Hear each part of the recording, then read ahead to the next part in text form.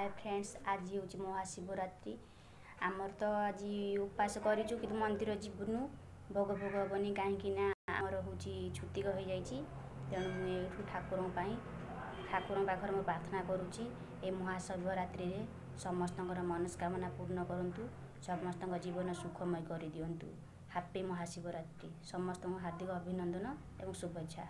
मुझे भगवान शिव ठाकुर आज महाशिवरात्रि रे गोटे जनाण गाँची, भूल थे क्षमा करेंगे।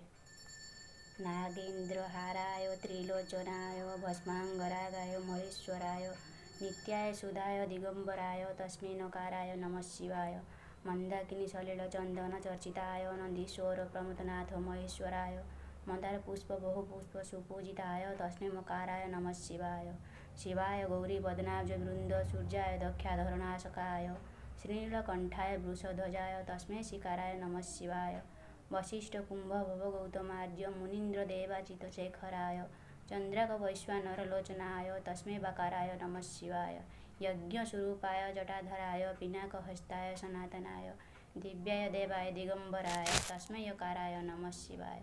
ओम नमः शिवाय, ओम नमः शिवाय, ओम नमः शिवाय।